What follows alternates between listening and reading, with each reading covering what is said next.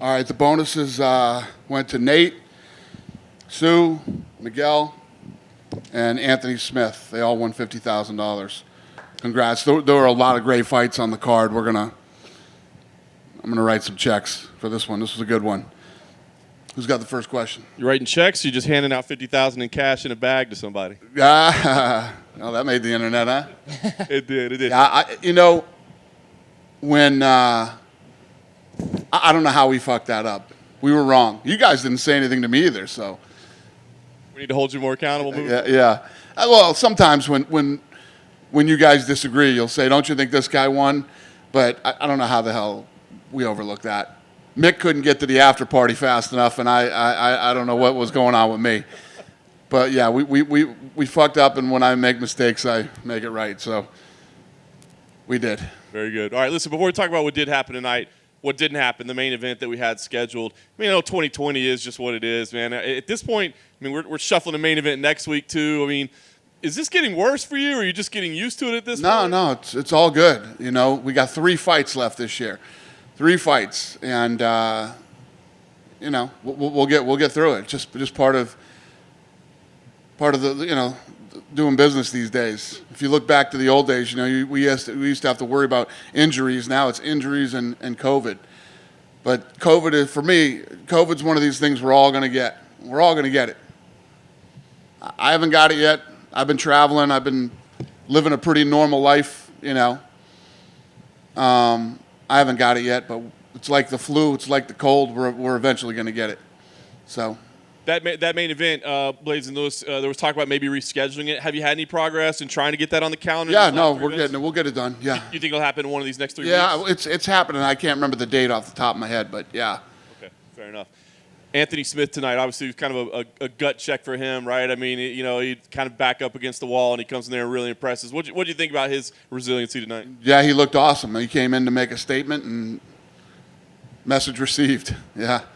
He looked good. I was going to say, do you still see him as, I think this was kind of a crossroads. Is he still viable at the top of the division or not? He steps up, says he wants to go 5 rounds at present. Do you see him as still kind of a viable guy at the top of that division? Yeah, these are the things you got to do. Sometimes, especially you'll see in this business a lot guys who try to hold their spots and not fight anybody. That ain't the way to do it. What he did tonight, that's the way you do it. Are you still that good? If you're still that good, then you should go out and do what you did tonight to a guy like Devin Clark. Young, hungry stud that wants to work his way up and steal your spot. You got to go out and make a statement, and he did that tonight. People respect that. People love guys who want to fight. And you're seeing this new thing lately. I don't know if it's because of COVID or what the deal is, but you see these guys fighting multiple times now back to back. I love it. That's how it's supposed to be. Do we have the title scheduled at 205? We're supposed to do Jan and Izzy next, right, at light heavyweight. Do we know when that's going to happen yet? I don't. No. I got 3 fights left this year. Did I mention that? This one out, yeah. I got to get through these last 3, and I don't know what I expect from 2021, but fuck, it can't be worse than this year, right? Let's pray. Let's hope. Miguel Baeza, I wanted to ask you about him as well. Is he, one of your guys? The bad boy. He wants to hear about it. No, what do you think about his performance and kind of where you see his career going right now? He looked awesome, man. He was one of the guys we highlighted this week, and if you don't know, and he came out and delivered tonight. Had a primetime spot on ESPN, and in this business, what we do is we put together the platform for you to go out and show everybody who you are, and what you should do is go out and make people talk about you on Sunday and Monday, and he did that tonight. He went out there and had a huge platform. We came out of the college football game tonight. So yeah, the kid's a stud, man. 10-0, Puerto Rican. When New York opens up again, you know what I mean? Get him fighting in New York, and I've been talking about Puerto Rico too. That I wanted to, we talked about going to Puerto Rico a long time ago. I talked about building a performance institute in Puerto Rico, so he could be the guy. He could be the guy that we could, I'm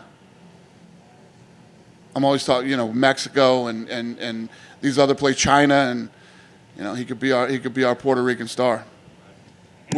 I know you're working, but were you peeking in at all on Mike Tyson versus Roy Jones Jr.? I had the Tyson fight right here, our fights here, and I had the one of the college football games on over here.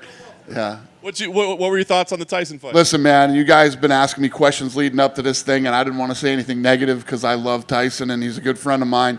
I was nervous. I thought that, he's 56 years old. Time is undefeated, okay? Time takes us all down, and one of the things that I was worried for Mike is that he has this incredible aura still, and 56 years old is this fighting is a young man's game.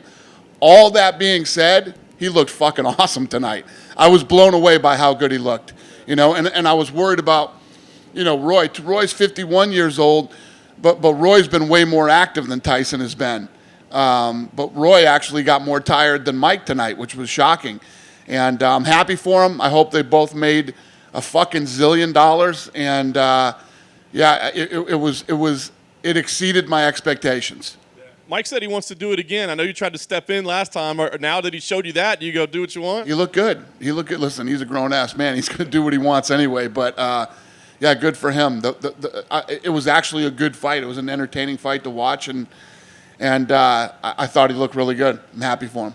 Before the fight, Roy Jones mentioned that he thought he would finally get that boxing match with Anderson Silva that's been talked about for years. I know you guys just let Anderson Silva go from his contract, but if they were trying to box, would you want to be involved in that at all? Would you try to help promote or put it together? I don't know. I'm not really interested. Listen, I'm to my core, I am a fucking fight fan, man, and what I truly believe that the fight business is for young guys.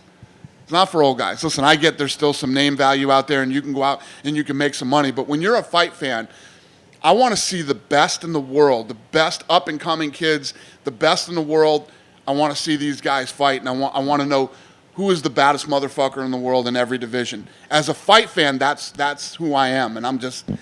That kind of stuff doesn't interest me, Anderson Silva had his day. Roy Jones Jr. had his day. Today is not their day. It's just not. These young guys that you saw fight tonight are the future. These are the guys that are the up and coming, and this is what I'm interested in. This is what I love to do. I could sit here all fucking night and watch kids that fought tonight fight. It's what I love to do. It's just not really what I do. There's other people out there that do that. Plenty of people that do the old guy stuff. I don't do the old guy stuff. Fair enough. And last thing for me, Khabib Nurmagomedov tweeted, he'll see you soon. He talked about the meeting. Has that happened yet when it's scheduled? What do you expect to come out of it? We're going to meet in Abu Dhabi. So you're heading over to Abu Dhabi sometime soon? Or? Yeah, sometime soon. Any date? I'll let you know when you need to know. What do you still think he'll come back for 30-0? I do. I do. He hasn't said that to me, but I do. Hey Dana, how you doing, mate? Good. Good. This was another great card put on by you tonight. Thank you. Showing again why you can't sleep on a UFC card even when the main event falls off. 20 fucking years and people are still sleeping on cards. It's crazy, man. It's crazy. The build-up, in fact, reminded me a little bit of how the Homan Aldana card got completely trashed. Right. That was like one of the most exciting cards of the whole year, man. Right. So I'm curious, what does this say about the depth of your talent pool when you can rely on a large amount of contenders to come in here and produce the goods?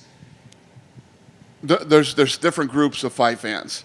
There's hardcore fight fans like me that are going to watch everything. If there's a fight on, I'm watching it. Then you're going to get the people that'll come in, when a card has some more name value. Then you got the people that will only watch the big superstars. So there's different levels of cards for everybody. And the contenders, when you're saying about these kids that are coming up, these are the hungriest. This is at least now you think people would understand our record and what we do and the talent that we find and the matches that we make. And, tonight was a complete, when I did, if you don't know, I said, this card might not have, all the biggest names jumping out at you, but I promise you, this is a ridiculous card on Saturday night. And it was. And the people that I told you to focus on shined tonight was awesome, man. Loved it. It was awesome. Yeah, it really was, mate. Another one from me is, do you think we will ever see the European commentary team host a pay-per-view like the likes of John Gooden, Dan Hardy, those kind of characters? I mean, I'm not saying that that's impossible, but we sort of have teams that, we got the pay-per-view guys, and that's traditionally the way it's done. I mean, even on HBO and It's not because other of our places. putrid accents. Well, well, what we do is we have, like Joe Rogan is contracted to do pay-per-view events. He doesn't do all the events he used to do. And same thing with Cormier and these other guys. So we sort of have our teams who do certain things. Why, would you like me to let them do a pay-per-view event? Is that what you're asking me to do? No, not really. I was just wondering if it was ever a possibility. Anything's possible, but yeah. Cool. Lastly, just to follow up from last week, did you get a chance to speak to Brandon Royval? I did not. I did not talk to him, no. Okay, cool. But we were putting together another fight that we were interested in him being a part of. And, I think that day that we had the matchmaking meeting, he was going in for his MRI on his shoulder. And I never found out what happened. And my guy that would know isn't here right now. Nice. I got to ask you as well, man, because when we were in Fight Island, I gave you a few T-shirts, a few full Reptile T-shirts, and you told me off because they were XXXL.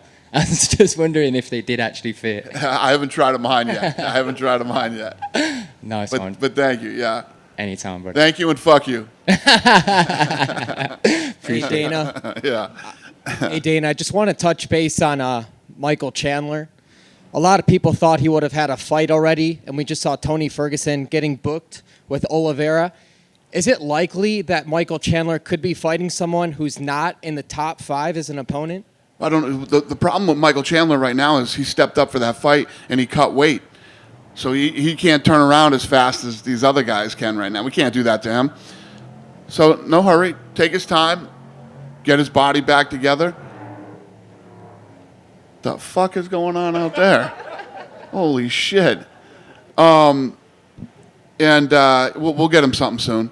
Once we go back to Abu Dhabi, there's going to be a lot of big fights coming up here, so he'll be a part of something.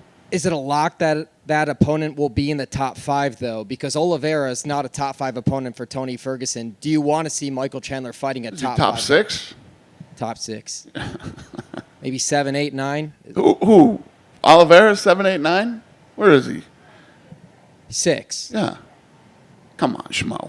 Just want to know if I mean. 'cause Wait, that would what just are you leave- saying? You're saying Tony's not fighting the top 5. He's fighting. No. I'm just asking Chandler. for Michael Chandler. Does Oh. that mean he would be, if he's fighting a top 5, it would be a Dan Hooker or a Justin Gaethje? Those Yeah, I are the don't- only 2 guys left by default. Yeah, I don't know. We'll have to see what happens. The Tyson fight ended in a draw. Just want to get your thoughts on a draw for a boxing fight. Yeah, listen, Tyson won the fight. You have a favorite fight tonight that you watched on this card? On this card, the Yes. whole card was awesome. The heavyweights. Right? Yeah, those guys came out and threw bombs from the first round to the last round. Much respect to both of those guys. These kids did a great job. How good did Pierce look tonight? I'm just calling out people that we haven't talked about yet. Sue. I mean, he came out and absolutely destroyed. That was one of the other fights that I picked that I thought was going to be a war, and it was not. He came out and absolutely destroyed him. So, yeah. And lastly, is it safe to assume that Abu Dhabi is the only international destination for at least the next 6 months for the UFC? Yeah, maybe the next 12 months. Listen, Schmo, you were there. Why would I go anywhere else? Whoever throws a bank. Why would it even make sense to go anywhere other than Abu Dhabi right now? I said it before when I was there, and I'll say it again right now. It's the fight capital of the world right now. The biggest, baddest fights in the world are happening in Abu Dhabi. How many UFCs are happening in Abu Dhabi in January, February? Probably 3. There'll probably be 3. 3 Saturdays? Saturday, Wednesday, Saturday. International Fight Week. Starting January 16th? I don't know. We're still working on the deal. Just follow up on what Shmo asked about Tony. Where do you see Tony standing if he wins? I mean, he still has to wait for another win to get a title shot, whether it's Khabib or someone else. I don't know. Let's see how this whole thing plays out. I mean, to sit here right now, and he had the opportunity, you know, same opportunity that Gaethje had. Gaethje took it. He went in there and he got a shot. He's going to take this fight, and we'll see what happens. I don't know. I haven't even met with Khabib yet. I don't know what he's going to do. I told John I think he'll go for 30. I don't know if that's true or not. We'll see. Just lastly from me, is any update on Jair Rodriguez? He seems to be training full now, and you recently said that you still want to fight Sabit. Is there any update on when that fight could still happen? Yair? Yeah. He's posting on social media that he's training full now, and he's totally recovered from the injury. Have we not talked publicly about that? Why not? Yeah. Huh? No. I don't think he's going to fight soon. Okay. You hurt? No. Does it have to be so mysterious? Like, what's? We didn't announce it. I don't know why we didn't, but yeah. I don't know what the deal is. It's actually none of my business what's going on there. So when it comes out, it'll come out. Is this now Hunter's business or? No. It's none of our business, none of the UFC's business. So when they figure it out, they'll let us know. Okay. So he declined the offer to fight. Did he? Yeah. No. No? That would be my business. Any other questions? Good night. Thank you.